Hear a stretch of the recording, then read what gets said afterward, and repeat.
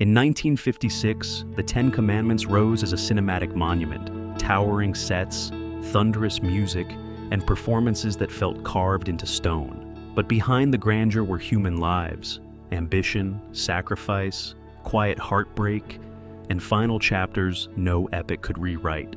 Tonight, we return to this Hollywood landmark and honor the actors who made its legend endure. Chapter 2. Charlton Heston as Moses. Moses is the epic's moral center, raised in privilege, awakened by truth, and transformed into a leader whose faith becomes his strength. Charlton Heston, born October 4th, 1923, in Evanston, Illinois, was 33 when he played Moses, and he brought a towering authority that defined the era of Hollywood biblical spectacles. His voice carried certainty, his posture carried destiny, and his eyes carried the weight of a man walking away from power to follow conviction. Heston's performance mattered because it made the character's arc believable, a prince becoming a prophet, a man of the court becoming a man of the desert. He played Moses with discipline, never sentimental, never small, yet still human in moments of doubt and sorrow. In a film where miracles shake the screen, Heston ensured the greatest miracle remained internal, a person choosing conscience over comfort. Heston became one of cinema's most recognized leading men, anchored in grand-scale storytelling and cultural impact. He passed away on April 5, 2008, at 84 due to complications from Alzheimer's disease.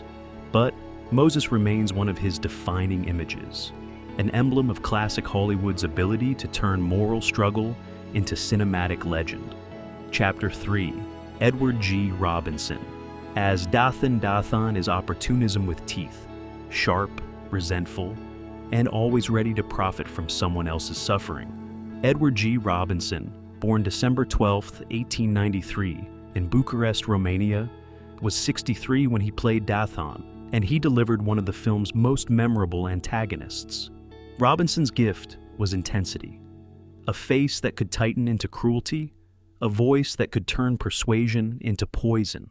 His performance mattered because Dathan represents the danger within a community, betrayal from the inside, ambition without loyalty, survival twisted into manipulation. Robinson made Dathan feel alarmingly real, not a monster, but a man who believes he's smarter than everyone else and deserves the reward.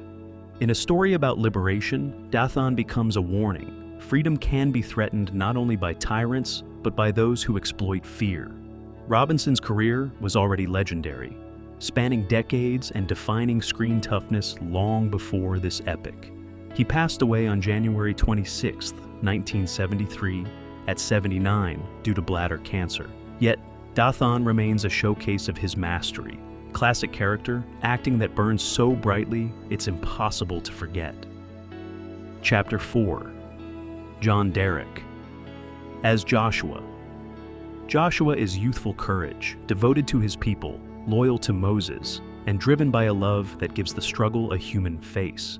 John Derek, born August 12, 1926, in Hollywood, California, was 30 when he played Joshua, bringing clean-cut heroism to the film's emotional battlefield. In A Story of Nations, Joshua represents the individual, the man who fights not for legend, but for the people beside him. Derek's performance mattered because it added romance and urgency without weakening the epic scale. Joshua is the kind of character classic Hollywood used to carry the audience's heart, brave, earnest, and vulnerable when love is threatened. His devotion to Lilia gives the story tenderness amid spectacle, reminding viewers that liberation isn't abstract, it's personal. Derek later moved from acting into directing, and his life became part of Hollywood's broader tapestry of fame and reinvention. He passed away on May 22, 1998, at 71 due to cardiovascular disease. Rewatching now, his Joshua feels like a preserved portrait of classic screen heroism, strong, sincere, and shaped by the era's belief in noble hearts. Chapter 5. Yvonne De Carlo as Sephora. Sephora is quiet strength, steadfast, wise, and unwavering when Moses' path becomes exile and uncertainty. Yvonne De Carlo, born September 1, 1922, in Vancouver, Canada, was 34 when she played Sephora, and she brought warmth that softened the epic's harsh terrain. Sephora isn't there to steal thunder. She's there to hold the human center.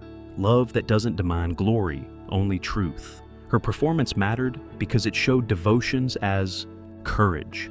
In a film dominated by kings and prophets, Sephora represents the life built in the shadows of destiny. The partner who endures the long silence, the hard waiting, the fear of what a calling might cost. DeCarlo played her with dignified tenderness, never fragile, always present, making the relationship feel grounded rather than ornamental. DeCarlo's career spanned decades, later reaching new audiences in television history. She passed away on January 8, 2007, at 84 due to heart failure. And in rewatching The Ten Commandments, her Sephora remains a reminder. Epics may be driven by miracles, but they survive on human loyalty. Chapter 6. Nina Foch. As Bethia. Bethia is compassion inside a palace, an Egyptian princess who defies cruelty to save a child who will change history. Nina Foch, born April 20th, 1924, in Leiden, Netherlands, was 32 when she played Bethia, bringing poise and moral clarity to a role that quietly sets the entire story in motion. Foch's performance mattered because Bethia embodies a vital theme. Courage can exist even within power. She isn't a warrior, yet her choice is revolutionary, choosing mercy when the state chooses violence. Foch played Bethia with calm conviction, allowing the character to feel noble without becoming sentimental. In a film of thunderous declarations, Bethia's influence is quieter and therefore profound. Foch was an acclaimed actress with significant classic-era credits, and later became a respected teacher and coach, shaping performers beyond her own roles. She passed away on December 5, 2008, at 84 due to complications from a blood disorder. Rewatching now, her Bethia feels like a gentle spark, small in screen time, enormous in consequence.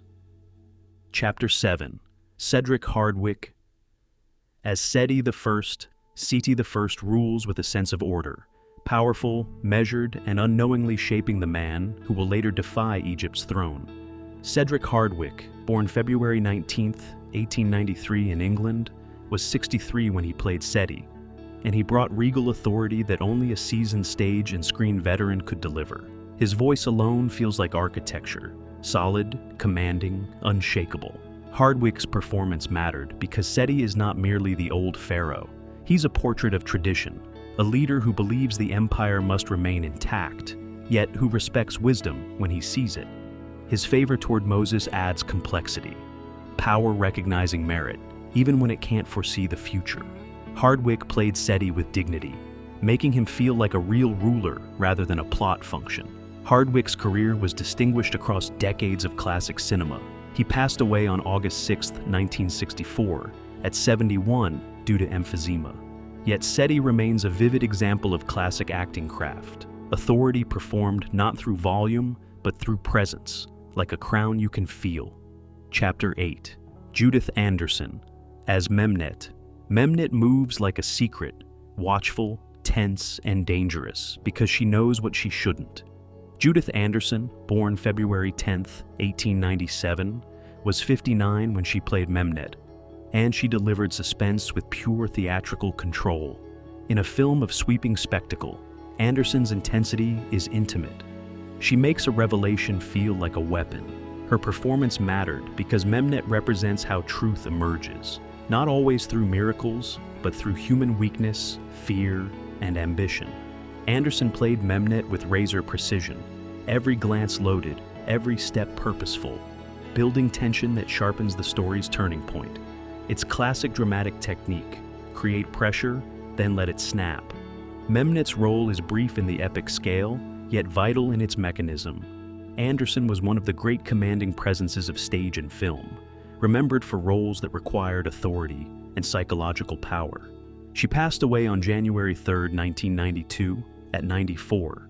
Rewatching now, Memnet stands as a masterclass, a supporting character made unforgettable by a performer who understood how to turn silence into threat. Chapter 9. Martha Scott. As Jochebed. Jochebed is the epic's first act of courage, motherhood as defiance, love as the refusal to surrender. Martha Scott, born September 22, 1912, in Jamesport, Missouri, was 44 when she played Moses' mother, bringing a tenderness that feels almost sacred. Her scenes carry a simple truth. Before prophets and plagues, there is a mother protecting a child. Scott's performance mattered because it grounded the story's grandeur in something universal. Jochebed's choice to hide, to risk, to let go so her child might live, echoes through history and across cultures. Scott played the role with quiet dignity, avoiding melodrama and letting emotion flow naturally, as if grief and faith are inseparable. In a film filled with spectacle, her humility becomes its own kind of power. Scott had a long, respected career across stage and screen. She passed away on May 28, 2003, at 90. And rewatching her now, her performance feels like the epic's emotional root, because the greatest stories often begin with the smallest, bravest act. Chapter 10. Vincent Price. As Baka Baka is cruelty given a voice, sharp, theatrical, and frighteningly delighted by power over others. Vincent Price, born May 27, 1911, in St. Louis, Missouri, was 45 when he played Baka, and even in a supporting role, he makes an imprint. Price's presence is unmistakable. Elegant menace, precise diction, and a controlled intensity that turns authority into intimidation. His performance mattered because he gave the film a human face for oppression.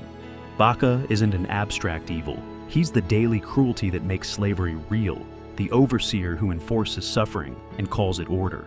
Price played him with cold certainty, adding weight to Moses' moral transformation and making liberation feel urgent rather than symbolic. It's a crucial ingredient in epic storytelling. The audience must feel what must be overcome. Price became a legend across genres, celebrated for his voice, charisma, and lifelong artistry. He passed away on October 25, 1993, at 82 due to lung cancer. Yet, Baka remains a reminder of Price's range, proof that even a brief role can thunder when performed by a true screen master. Chapter 11. Olive Deering as Miriam. Miriam carries devotion and vigilance, Moses' sister, protector of family memory, and a steady presence inside the Hebrew community. Olive Deering, born October 18, 1918 in New York City, was 38 when she played Miriam, bringing calm sincerity to a role rooted in love and endurance. Deering's performance mattered because Miriam represents continuity in a story of transformation. She is the thread connecting past and future, the child saved, the man revealed, the people led forward. Deering played her with gentleness, never forcing emotion, allowing Miriam to feel like a real woman living within history rather than a symbol placed beside it. Her presence deepens the sense of community because liberation isn't a solo act. It requires families, witnesses, and those who keep hope alive through years of waiting. Deering worked across film and television, often cast for her poise and elegance. She passed away on January 19, 1986, at 67. Rewatching now, her Miriam feels like one of the epic's quiet anchors, steady, faithful, and essential in ways the loudest scenes can't replace. Chapter 12. Deborah Paget. As Lilia. Lilia brings tenderness and bravery into the epic. Devoted to Joshua, vulnerable to danger, and central to the film's emotional stakes. Deborah Paget, born August 19, 1933, in Denver, Colorado, was just 23 when she played Lilia, radiating classic Hollywood star quality, luminous presence, expressive sincerity, and a softness that never erases strength. Paget's performance mattered because she gave the story a human heartbeat amid miracles and mass movement. Lilia's love isn't merely romance, it's motivation, reminding the audience what freedom is for: the right to live, to love, to belong without fear. Paget played Lilia with grace, making her more than a love interest and turning her scenes into emotional punctuation for Joshua's courage. In epics, it's easy for individuals to disappear under scale. Paget ensures the individual remains visible. Paget retired from acting earlier than many peers, choosing a quieter life away from the spotlight. In 2026, Deborah Paget is 92, and her Lilia remains an enduring image of classic cinema, beauty paired with feeling, preserved forever inside one of Hollywood's grandest stories. Chapter 13, John Carradine. As Aaron is faith with steadiness, Moses' brother, a companion in leadership, and a voice beside the prophet when the mission grows heavy. John Carradine, born February 5, 1906 in New York City, was 50 when he played Aaron, bringing a distinctive voice and veteran gravitas to the role. Carradine had the kind of screen presence that feels like history itself, weathered, resonant, and firm. His performance mattered because Aaron represents support, leadership, not as spotlight, but as partnership. In a story that could easily isolate Moses as the singular hero, Aaron reminds the audience that liberation requires more than one man. Carradine played him with sincerity and authority, helping the epic feel like a community story rather than a solitary myth. His calm strength adds credibility to the Hebrew elders and deepens the film's sense of people moving together through fear toward freedom. Carradine's career was prolific, spanning classic cinema, stage work, and genre films, always anchored by his unmistakable voice. He passed away on November 27, 1988, at 82. And in rewatching, his Aaron feels like a quiet pillar, proof that sometimes the most important role is standing beside greatness and helping it endure. Chapter 14, Yul Brynner. As Ramesses is power with pride, regal, relentless, and tragically incapable of bending. Yul Brynner, born July 11, 1920 in Vladivostok, was 36 when he played the Pharaoh, and his presence is unmistakable. Controlled posture, piercing eyes, authority that never asks for permission. In a film defined by spectacle, Brynner's performance mattered because it gave the story its human antagonist, an empire embodied in one man's will. Brynner didn't play Ramesses as simple cruelty. He played him as conviction, someone who believes rule is destiny and who cannot accept losing control even when the cost becomes unbearable. That's what makes Ramesses memorable. Not just the defiance, but the slow collapse of certainty as the world he commands breaks apart. Brynner's restraint turns every stare into a battle, every silence into pride, refusing to surrender. Beyond this film, Brynner became one of Hollywood's most iconic figures, immortalized again and again through roles that demanded charisma and command. He passed away on October 10, 1985, at 65 due to lung cancer. Yet on screen, his Ramesses still stands, an image of authority so complete it feels eternal, even as the story proves no power lasts forever. Chapter 15, Anne Baxter. As Nefertiri and conclusion. Nefertiri is elegance with fracture lines, beautiful, intelligent, and torn between desire and duty. Anne Baxter, born May 7, 1923, in Michigan City, Indiana, was 33 when she played the Egyptian queen, and she brought something crucial to the epic: emotional complexity. In a world of thrones and prophecy, Baxter made Nefertiri feel painfully human, loving fiercely, losing quietly, and trying to keep her dignity intact while her heart is pulled apart. Her performance mattered because it added a different kind of conflict. Nefertiri isn't only political, she is personal. She represents what power cannot control, the ache of wanting someone who chooses a calling over you. Baxter played that ache with precision, never collapsing into melodrama, always holding the queen's pride, even when the woman beneath it is breaking. The result is one of the film's richest portraits, a villain to some, a victim to others, but never a stereotype. Baxter was already an acclaimed actress with an Academy Award and a career spanning classic Hollywood's most celebrated titles. She passed away on December 12, 1985, at 62 due to a brain aneurysm. Rewatching now, her Nefertiri remains unforgettable, proof that even inside an epic, the most lasting tragedy can be a quiet one. And that is the enduring power of the Ten Commandments. Spectacle that still stuns, but also performances that still breathe. Human, vulnerable, and unforgettable. Many of these stars have taken their final bow, yet their work remains carved into film history, waiting each time the music swells and the screen fills with sand and fire.